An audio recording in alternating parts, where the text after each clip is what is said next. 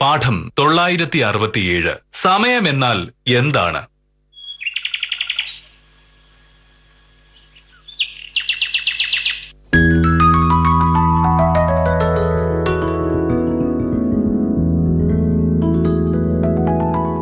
ആഹാ, റെഡിയായി കഴിഞ്ഞോ? എനിക്ക് നേരത്തെ പുറപ്പെടണം എന്ന് ഞാൻ പറഞ്ഞതല്ലേ? പറഞ്ഞു. അതുകൊണ്ടാണല്ലോ ഷർട്ട് മുണ്ടും നേരത്തെ ഞാൻ തേച്ചു വെച്ചത്. ഊണ് ചോറ്റുപാത്രത്തിലാക്കി ബാഗിലും വെച്ചു. പക്ഷെ മോഹനേട്ടൻ പറഞ്ഞത് 8:50 ഇറങ്ങിയാൽ മതി എന്നല്ലേ? ഇപ്പൊ 8:30 കഴിഞ്ഞതേ ഉള്ളൂ. 15 മിനിറ്റ് നേരത്തെ തയ്യാറായി പോകുന്നതുകൊണ്ട് ദോഷമൊന്നുമില്ലല്ലോ. ഇല്ല. സമയനിഷ്ഠ പാലിക്കണമെങ്കിൽ നമ്മൾ അങ്ങനെ ആയിരിക്കണം. നാളത്തേക്കുള്ള ഷർട്ട് മുഴുവൻ തേച്ചു വെച്ചോ? എന്തിനാണ് ഇങ്ങനെ തേച്ചു വെക്കുന്നത്? ഞാൻ നിന്നോട് കൃത്യമായി പറഞ്ഞതാണ്, നാളെ രാവിലെ 7:30 എനിക്ക് പോകണമെന്ന്. 8 മണിക്കുള്ള ബസ്സിൽ പോയാലേ 10 മണിക്ക് കളക്ടറേറ്റിലെത്തും. എനിക്കറിയാം. മോഹനേട്ടന്റെ സമയത്ത് ഷർട്ട് തേച്ച് കിട്ടിയാ പോരെ. ഇങ്ങനെ നിസാരമായി കാര്യങ്ങളെ കാണുന്നതാണ് നിന്റെ പ്രശ്നം. കളക്ടറെ നേരിട്ട് കണ്ട് ചില കാര്യങ്ങൾ സംസാരിക്കാനാണ്. ഇതുവരെ ഏതെങ്കിലും ഒരു കളക്ടർ ഒരു വില്ലേജ് ഓഫീസറെ വിളിച്ച് നേരിൽ കാണണം എന്ന് പറഞ്ഞിട്ടുണ്ടോ? ഇല്ല. റവന്യൂ വകുപ്പിലെ മേലുദ്യോഗസ്ഥന്മാർക്ക് മോഹനകൃഷ്ണനോടുള്ള വിശ്വാസമാണ് ആ കാണിക്കുന്നത്. ആ വിശ്വാസം എങ്ങനെയാണ് ഭാമി ഉണ്ടായത്? എല്ലാ കാര്യങ്ങളും ഞാൻ കൃത്യമായി കൃത്യസമയത്ത് ചെയ്യുന്നതുകൊണ്ട്. പോയാ ഫോൺ എടുക്കൂ.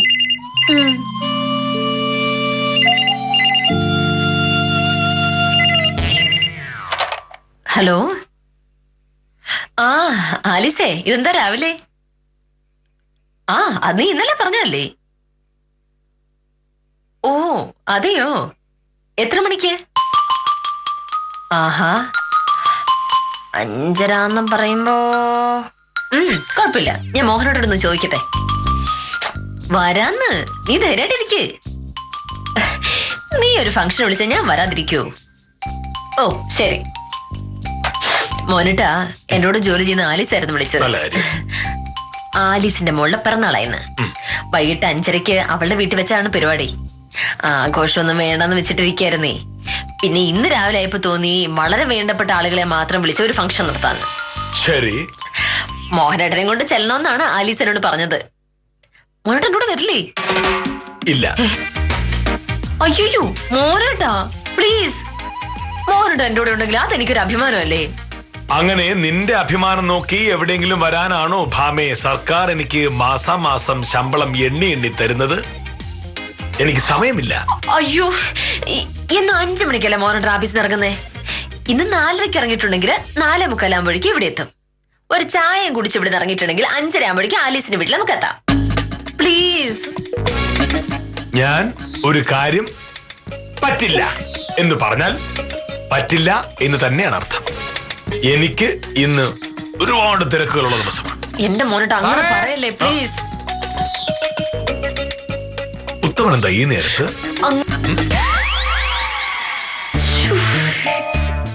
സാറേ നമസ്കാരം. നമസ്കാരം. ആ ലോനപ്പ ചേട്ടന്റെ കാര്യം ഒന്നുകൂടെ ഓർമ്മിപ്പിക്കുന്നതിന് വേണ്ടിയിട്ടാണ് ഞാൻ വന്നതേ. ഇന്ന് ഉച്ചയ്ക്കാണ് സാറ് സ്ഥലമിളക്കാൻ വരാന്ന് പറഞ്ഞത്. ഉത്തമൻ, എന്നെ പറ്റി എന്താണ് ധരിച്ചു വെച്ചിരിക്കുന്നത്? എന്താണ് സാർ അങ്ങനെ ചോദിച്ചേ? ഒരാൾ എന്നോട് ഒരു കാര്യം പറയുമ്പോൾ അത് കേട്ടിട്ട് നമസ്കാരം അത് ചെയ്യാം എന്ന് ഞാൻ പറഞ്ഞിട്ടുണ്ടെങ്കിൽ ഞാൻ അത് ചെയ്തിരിക്കും. ഇനിയിപ്പോ ഞാനത് ചെയ്യില്ല എന്നാണ് പറഞ്ഞിട്ടുള്ളതെങ്കിൽ അത് ചെയ്യുകയുമില്ല. അതെനിക്ക് നന്നായിട്ട് അറിയാം സാറേ. എന്നാലുമില്ല. ഇന്നത്തെ എന്റെ പരിപാടികൾ എന്തൊക്കെയാണ് എന്ന് ഉത്തമൻ അറിയാമോ? ഇല്ല. രാവിലെ കൃത്യം 9 മണിക്ക് പത്മനാഭൻ ചേട്ടന്റെ സ്ഥലം നോക്കാനായി പോണം. അവിടത്തെ ജോലി കഴിഞ്ഞ് 10 മണിക്ക് ആഫീസിലെത്തണം. 10 മുതൽ 10:30 വരെ ആഫീസ് ജോലി. കൃത്യം 10:30 ഡെപ്യൂട്ടി തഹസിൽദാർ സുന്ദരേശൻ സാർ വരും. സാറുമായി 30 മിനിറ്റ് ചർച്ച. 11 മണിക്ക് സുന്ദരേശൻ സാർ പോയി കഴിഞ്ഞ് നേരെ ബഷീറിന്റെ സ്ഥലം നോക്കാനായിട്ട് പോകും. അവിടെ എത്തുന്നത് കൃത്യം 11:15. സ്ഥലം നോക്കി വീണ്ടും 12 മണിക്ക് വില്ലേജ് ഓഫീസിലെത്തി ബാക്കി ജോലികൾ ചെയ്തു തുടങ്ങുന്നു. ഊണ് കഴിച്ചിട്ട് നേരെ ലോനപ്പൻ ചേട്ടന്റെ സ്ഥലം അളക്കാനായി പോകുന്നു. അമ്പോ അത് കൊള്ളാം സാറേ. തീർന്നിട്ടില്ലേ? ലോനപ്പൻ ചേട്ടന്റെ സ്ഥലം അളന്ന് കഴിഞ്ഞിട്ട് തിരികെ വീണ്ടും വില്ലേജ് ഓഫീസിലേക്ക്. അവിടെ വൈകുന്നേരം 5 മണി വരെ ജോലി ചെയ്തിരിക്കും. എന്നിട്ട് നേരെ വായനശാലയിലേക്ക്. വായനശാലയിലെ യോഗത്തിന് ശേഷം തിരികെ ഇങ്ങോട്ട്. ഇവിടെ എത്തുമ്പോ സമയം 6:30. മോഹനേഷ് സാറിനെ സമ്മതിക്കണം കേട്ടോ. ഇത്രയും കൃത്യമായിട്ട് കാര്യങ്ങൾ ചെയ്യാൻ കെ മോഹനേഷ് സാറിനെ കൊണ്ട് മാത്രമേ പറ്റൂ. അത് ഉത്തമൻ അറിയാം, ഈ നാട്ടുകാർക്ക് മുഴുവനും അറിയാം. പക്ഷേ ഈ വീട്ടിൽ എന്റെ കൂടെ താമസിക്കുന്ന ഈ ഭാര്യയ്ക്ക് മാത്രം അതറിയില്ല. ഇവളുടെ ധാരണ ഇവൾ പറയുന്ന ഓരോ കാര്യങ്ങളും ഞാൻ പറ്റില്ല എന്ന് പറയുന്നത് ഇവളോടുള്ള ഇഷ്ടക്കേട് കൊണ്ടാണ് എന്നാണ്. ഉത്തമ, എന്റെ തിരക്കുകൾ ഭാമയ്ക്ക് മനസ്സിലാകാത്തത് എന്റെ കുറ്റം കൊണ്ടാണോ? ഇനി നാളത്തെ എന്റെ പരിപാടികൾ കേട്ടാൽ ഉത്തമൻ അയ്യോ അതെന്താണ് സാറേ? നാളെ രാവിലെ ഞാൻ പോകുന്നത് വില്ലേജ് ഓഫീസിലേക്കും താലൂക്ക് ഓഫീസിലേക്കും ഒന്നുമല്ല. പിന്നെ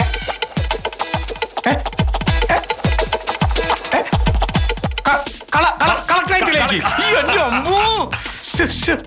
എന്നെ ഒരു ചർച്ചയ്ക്കായി കളക്ടർ ക്ഷണിച്ചിരിക്കുകയാണ്.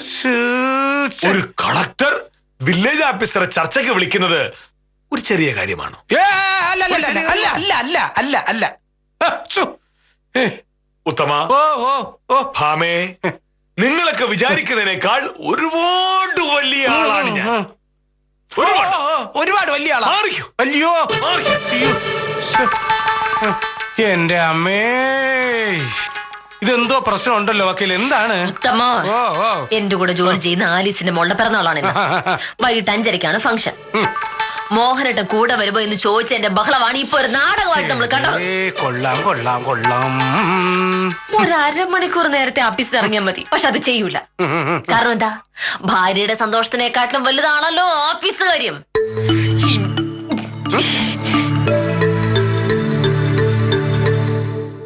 എന്റെ പൊന്നെ, എന്തെല്ലാം കാണണം കേക്കണം. അതെ, ഈ ഓഫീസ് കാര്യങ്ങളെ തിരക്ക് ഞാൻ സമ്മതിച്ചു. വൈകിട്ട് വായനശാലയുടെ മീറ്റിങ്ങിന് പോകേണ്ട കാര്യം എന്താ? അതൊന്ന് മാറ്റിവെച്ചൂടെ? അതെങ്ങനെ മാറ്റിവെക്കും? എന്താ? കൃത്യം 5:15 വായനശാലയിൽ എത്താം എന്ന് ഞാൻ വാക്ക് പറഞ്ഞു പോയി. വായനശാലയിലെ യോഗത്തിന് മോഹനേട്ട ചെന്നില്ലെങ്കിലും ഒന്നും സംഭവിക്കാൻ പോകുന്നില്ല. എനിക്ക് വേണ്ടി ഒന്ന് ഒഴിവാക്കും മോഹനേട്ട. അത് ഒഴിവാക്കിയത് കൊണ്ട് എന്താണ് കാര്യം? എന്തായാലും ഞാൻ 5 മണിക്ക് ഓഫീസിൽ ഇറങ്ങും. വായനശാലയിൽ പോയില്ലെങ്കിലും ഇവിടെ എത്തുമ്പോൾ 5:15 ആവും. അത് കഴിഞ്ഞ് ആലീസിന്റെ വീട്ടിലേക്ക് പോയിട്ട് എന്താണ് കാര്യം? മോഹനേട്ട അപ്പൊ കുറച്ച് നേരത്തെ ഇറങ്ങണം. അങ്ങനെ ആലീസിന്റെ മകളുടെ പിറന്നാൾ ആഘോഷത്തിന് പോകാനായി ഓഫീസ് കാര്യങ്ങൾ മാറ്റിവെക്കണമെങ്കിൽ കെ മോഹനേഷ് സാർ വേറെ ജനിക്കണം. മോഹനേട്ട നോക്കോ, ഈ ഓഫീസ് കാര്യം മാത്രം നോക്കി നടന്ന് ഒരു ദിവസം മോഹനേട്ട പഠിക്കും. അന്ന് ഞാൻ മാത്രമേ കാണൂ. ഭാര്യയുടെ സന്തോഷത്തിന് വേണ്ടി ഒരു ചെറിയ കാര്യം പോലും ചെയ്യാത്ത മോഹനേട്ടൻ എവിടെ വരെ പോകാനാണ്? എവിടെ എത്തൂല. വിചാരിച്ച ഒന്നും നടക്കാതെ വരുമ്പോ മോഹനേട്ട പഠിക്കും. ഇത്തരം ഭീഷണികൾ കേട്ട് പേടിക്കുന്ന ആളല്ല കെ മോഹനേഷ് സാർ.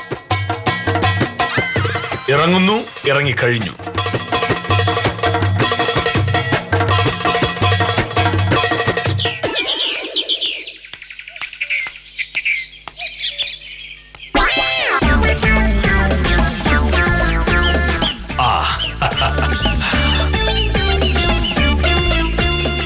പത്മനാഭൻ ചേട്ടൻ നേരത്തെ എത്തിയല്ലോ, നന്നായി. നമ്മുടെ നാട്ടിലെ മറ്റു പലരെയും പോലെ തോന്നുമ്പോൾ വരുന്ന ആളല്ല പത്മനാഭൻ ചേട്ടൻ എന്ന് എനിക്കറിയാമായിരുന്നു. 9 മണി ഞാൻ കൃത്യസമയത്തെത്തിയിട്ടുണ്ട് അല്ലേ? അല്ല സാർ, ഒരു പ്രശ്നമുണ്ട്. ഞാൻ സാറിനെ വിളിക്കാനിരിക്കായിരുന്നു. എന്തോരെ? ഇന്ന് എനിക്ക് വേറൊരു അത്യാവശ്യമുണ്ട്. അളിയന്റെ മോളെ പെണ്ണ് കാണാൻ ഒരു കൂട്ടർ വരുന്നുണ്ട്. ഞാൻ ചെന്നൈ തീരുമെന്ന് പുള്ളിക്കാരന് വാശി. അതുകൊണ്ട് പോയേ പറ്റൂ സാർ. വീട്ടിൽ ചെന്ന് കുളിച്ച് റെഡിയായി പോണം. എങ്കിൽ പിന്നെ എന്തുകൊണ്ട് എന്നെ നേരത്തെ വിളിച്ച് പറഞ്ഞില്ല? ഞാൻ പത്മനാഭൻ ചേട്ടന് വേണ്ടിയല്ലേ നേരത്തെ ഇറങ്ങിയത്? സാറ് കൃത്യമായി വരുമെന്ന് ഞാൻ കരുതിയില്ല. ഏ? സർക്കാർ ഉദ്യോഗസ്ഥനല്ലേ, 9 മണിയെന്ന് പറഞ്ഞാൽ 9:30 ആവുമെന്ന് ഞാൻ കരുതി. ഓ, അപ്പൊ നിങ്ങളൊക്കെ എന്നെ പറ്റി എന്താ കരുതിയിരിക്കുന്നത്? ഇനി മേലിൽ ഇമാതിരി ആവശ്യങ്ങൾ പറഞ്ഞ് എന്നെ കാണാൻ വന്നാൽ വിവരം അറിയും. വാക്കിന് വ്യവസ്ഥയില്ലാത്തവർ. ഇപ്പോഴാ ആഫീസിൽ പോയിട്ട് എന്ത് ചെയ്യാനാ? വീട്ടിലേക്ക് എന്നാ പാമകളിയാക്കും. ആഫീസിലേക്ക്.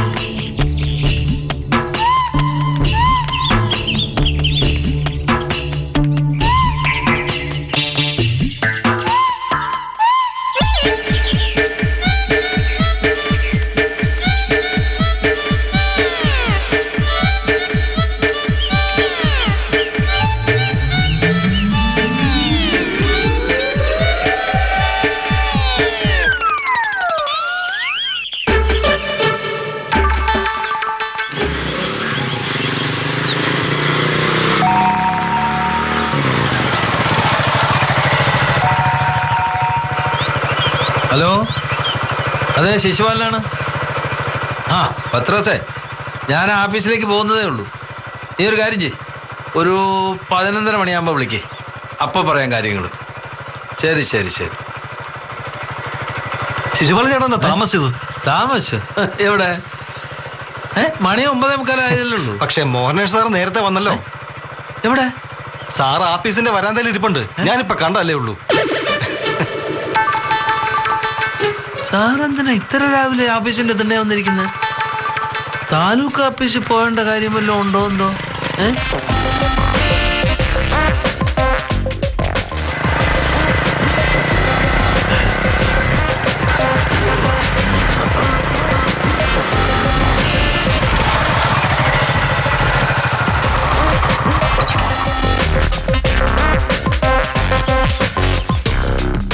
ഇതെന്ത് പറ്റി സാറേ ഇത്ര നേരത്തെ?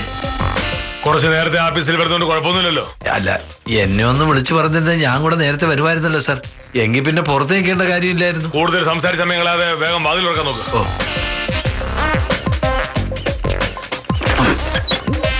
പറയാം സാർ.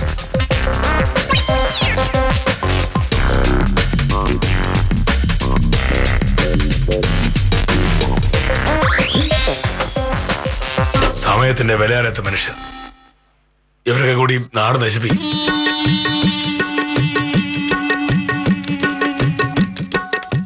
ഗുഡ് മോർണിംഗ് ശിശുപാലൻ ചേട്ടാ.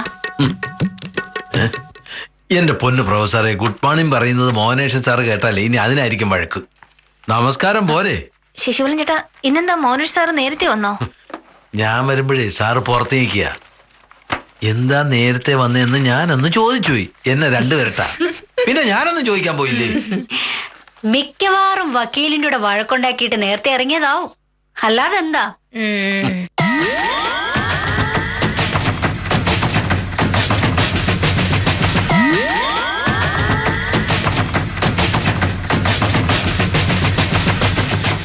പത്ത് 35. ഈ സുന്ദരേശ് സാറെന്താ വരാത്തത്?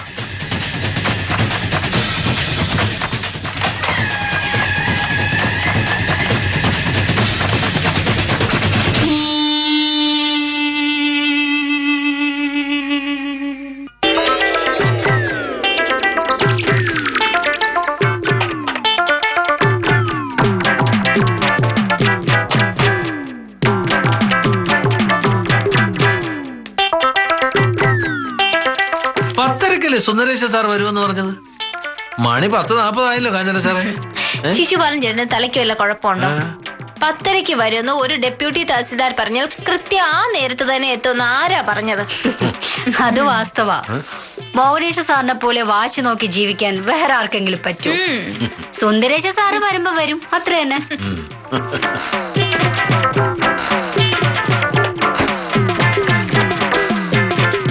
ഓ, 11 മണിയായി. ഇനി ഇവിടെ ബഷീറിന്റെ കാര്യം മുടങ്ങും.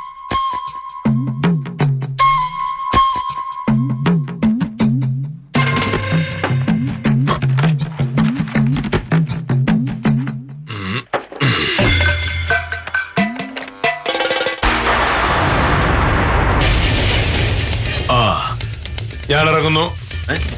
സാറിത് എവിടെ പോകുന്നു? ബഷീറിന്റെ സ്ഥലമളക്കാൻ കൃത്യം 11:15 ഞാൻ അവിടെ എത്താമെന്ന് പറഞ്ഞിട്ടുണ്ടായിരുന്നു. ഇപ്പോ 11:03 ഇപ്പോൾ പോയാലേ 11:15 അവിടെ എത്താൻ കഴിയും. ഒരു 5 മിനിറ്റ് വൈകിയെന്ന് വെച്ചാൽ എന്താ സാർ പ്രശ്നം? ബഷീർ കാത്തിരിക്കില്ലേ? അത് നിങ്ങളുടെ രീതി. മോഹനേഷ് സാറിന്റെ രീതി അതല്ല. ഒരു സ്ഥലത്ത് ചെല്ലാം എന്ന് പറഞ്ഞാൽ ആ പറഞ്ഞ സമയത്ത് ചെന്നിരിക്കും. ഞാൻ കൃത്യം 12 മണിയാകുമ്പോൾ തിരികെ എത്തും.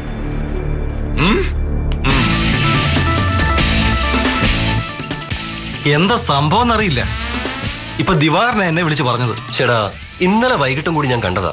അപ്പൊ ഒരു കുഴപ്പമില്ലായിരുന്നു. മനുഷ്യൻ എന്തെങ്കിലുമൊക്കെ പറ്റാൻ എത്ര നേരം വേണം? മോഹനേഷ് സാറാണല്ലോ. സാറെന്താ ഈ നേരത്ത്? താലൂക്ക് ഓഫീസിലേക്ക് ആയിരിക്കും. നമസ്കാരം സാർ. നമസ്കാരം സാർ. നമസ്കാരം. സാറെന്താ എത്ര ധൃതിയില്? കൃത്യം 11:15 ഒരിടത്ത് ചെല്ലാം എന്ന് ഞാൻ പറഞ്ഞിരുന്നു. ഇപ്പോൾ ഞാൻ 1 മിനിറ്റ് വൈകിപ്പോയി. സാർ നമ്മുടെ ബഷീറിന്റെ കാര്യം അറിഞ്ഞില്ലേ? എന്ത് കാര്യം? അവൻ ആശുപത്രിയില്ല സാറേ. രാവിലെ വീട്ടിൽ തലചുറ്റി വീണു. വെളുപ്പിന സംഭവം. ഇവിടുത്തെ ആശുപത്രി ചെന്നപ്പോ ജില്ലാ ആശുപത്രി കൊണ്ടുപോകാൻ പറഞ്ഞു. ഇതാ ഞാൻ പറയുന്നത്, ഒരു കാര്യത്തിൽ ഇങ്ങനെ എടുത്തുചാട്ടാൻ പാടില്ല. ഒന്ന് സമാധാനമായിട്ട് ഇരുന്നെങ്കിൽ ഈ പ്രശ്നം വല്ലതും ഉണ്ടാവുമായിരുന്നു. നമ്മൾ വിചാരിച്ചാലൊന്നും സാറിന്റെ സ്വഭാവം മാറില്ല പ്രഭേ. സാർ ഇങ്ങനെ പെരുമാറും.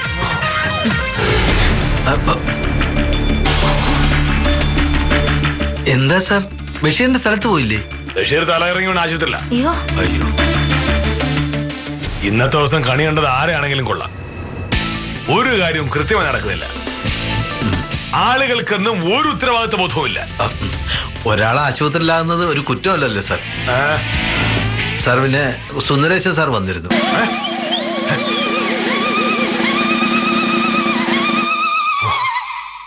സാറ് സ്ഥലം നോക്കാൻ പോയെന്ന് പറഞ്ഞപ്പോ കുറെ ദേഷ്യപ്പെട്ടു. സുന്ദരേശൻ സാർ വരുന്നവരെ കാത്തിരിക്കാതെ പോയത് ഒട്ടും ശരിയായില്ലെന്ന് സാറിനോട് പറയാൻ പറഞ്ഞു. ഭയങ്കര ദേഷ്യത്തിലാ പോയത്. തഹസിൽദാരോട് പറയോ എന്തോ. ഏത് ഓഫീസറായാലും പറയുന്ന സമയത്ത് വരണം.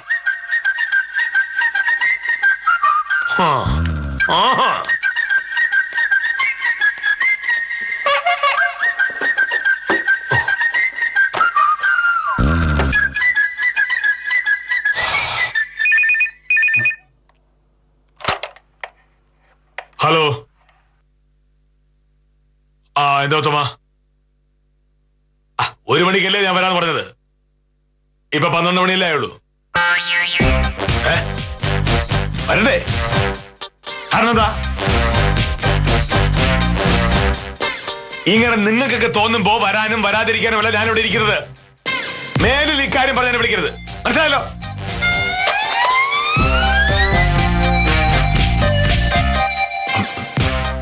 സാർ, എന്താ? സാറിങ്ങനെ ദേഷ്യപ്പെട്ടിട്ട് കാര്യമില്ല. വിചാരിച്ച എല്ലാ കാര്യങ്ങളും മുടങ്ങിപ്പോകുന്നതിന് ഒരു കാരണം കാണും. അതിന് പരിഹാരം കാണണം. മനസ്സിലായില്ല. എന്റെ അളിയൻ ഇങ്ങനെ ഒരു പ്രശ്നം ഉണ്ടായിരുന്നു. എന്ത് വിചാരിച്ചാലും നടക്കില്ല. മാറാതെ വന്നപ്പോ ഒരു ജ്യോത്സ്യനെ കണ്ടു. അപ്പോഴാ പറയുന്നത്, ആരുടെയോ ഒരു പ്രാക്ക് തലയ്ക്ക് മുകളിൽ നിൽക്കുകയാണെന്നു.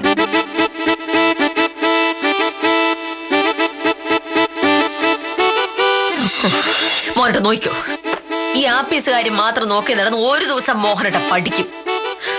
അന്ന് ഞാൻ മാത്രമേ കാണൂ.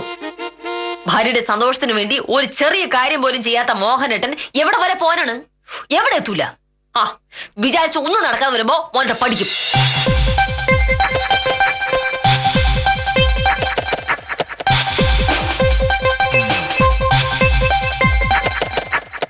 പ്രാക്കാരനാണെന്ന് മനസ്സിലായി. ചുമ്മാതല്ലേ ഇന്നത്തെ ദിവസം ഇങ്ങനെ ആയത്? നാളെ കളക്ടർ യോഗത്തിന് പോകാനുള്ളതല്ലേ സാർ, അതുകൂടെ മുടങ്ങിയാലോ? ശിശുപാല നാവ് വളച്ച് വേണ്ടാത്ത വർത്തമാനം പറയരുത്. നോക്ക്, ഒരു ഉപദേശം നിൽക്കുന്നു.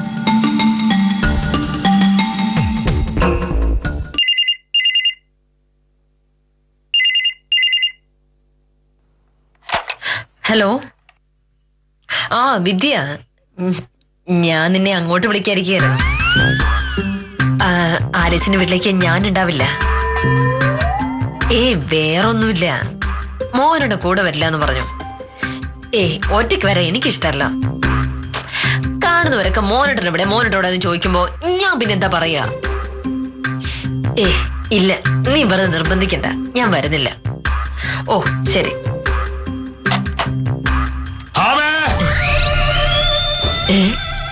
എന്തുപറ്റി? മണി 4:30 കഴിഞ്ഞല്ലേ ഉള്ളൂ. വിലാപിച്ചർ എന്താ നേരത്തെ?